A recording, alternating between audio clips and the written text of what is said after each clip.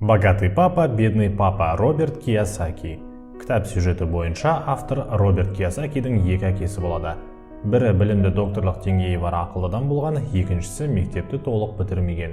Екеуі де карьерасын жақсы жасап алған, екеуі де жақсы табыс тапқан. Бірақ біріншісі үнемі қаржылай қиындықтарға тап болса, екіншісі Гавайдағы ең бай адамдардың біріне айналды. Бірі туыстарына $10 миллион мұра қалдырып қайтыс болса, екіншісі туыстарына үлкен қарыздар қалдырып қайтыс болады. Автордың екі әкесі болғандықтан ол бір жағдайға екі түрлі ойды қабылдап өседі. Бай әке негізі автордың досы Майктың әкесі. Кітапта автор оны бай әкем деп жазады. Кітаптан үзінді. Байлардың байып, кедейлердің кедейлене беретіндігінің бір себебі ақша туралы ғылымды мектепте емес, үйде үйрететіндігінде. Көпшілігіміз ақша туралы білімді ата-анамыздан аламыз, ал кедей адам өз баласына ақша туралы не үйрете алады? Ол жай ғана мектепке бар да жақсы оқы дейді.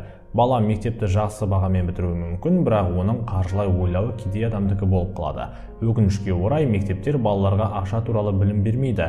Мұғалімдер академиялық және кәсіби қабілеттерді дамытуға мән береді. Қаржылай қабілеттерді дамытуды ойламайды. Міне сондықтан да мектепте жақсы оқыған мамандар өмір бақи қаржылай қиындықтарға түсіп жүреді. Енді бай және кедей әкелердің образ мышлениелеріне мән берейік. Кедей әке, мен бұны сатып ала алмаймын.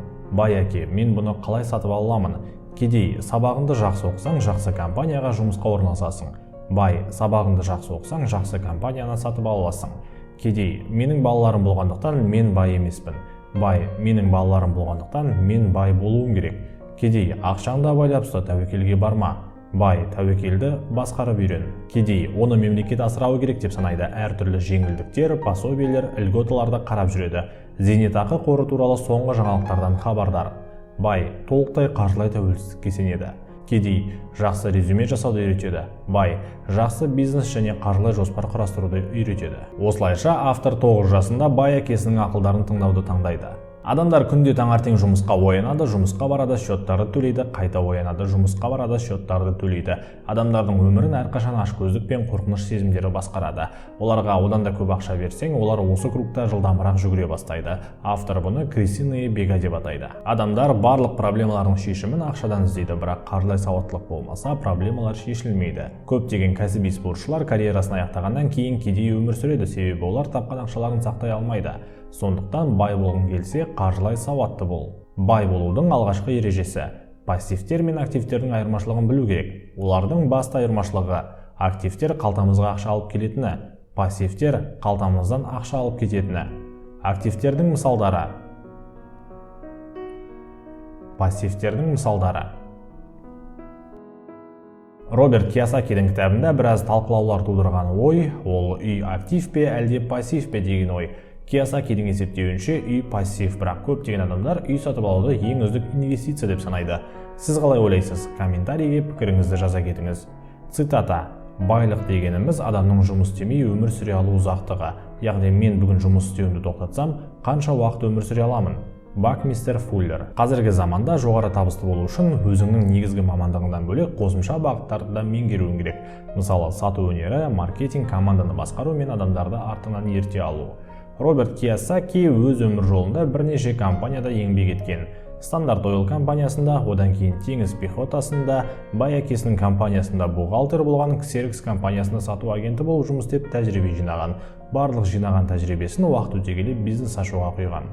Ақшаның мықты ағынын жасай алатын активтерді жасауға кедергі келтіретін негізгі 5 себеп бар. Олар: қорқыныш, өз күшіне сенбеу, жалқаулық, жаман әдеттер, тәкаппарлық. Кітапта өзіңді бақылап, бойыңда бар күштерді дамытуға арналған 8 қадам берілген. Біріншісі, өзіңнің ішкі себептерің шынайы өмірде мықты болсын. Мысалы, сенің қалайтын нәрселерің бар, еркіндікте өмір сүруді, әлемді аралауды қалайсың. Бірақ шынайы өмір саған басқаша сценарийді ұсынады. Сол кезде ішкі себептерің мықты болған сайын сен өзіңнің мақсатыңнан таймайсың. Екінші қадам, күнделікті таңдау жаса. Бай болуды немесе кедей болуды сен өзің таңдайсың.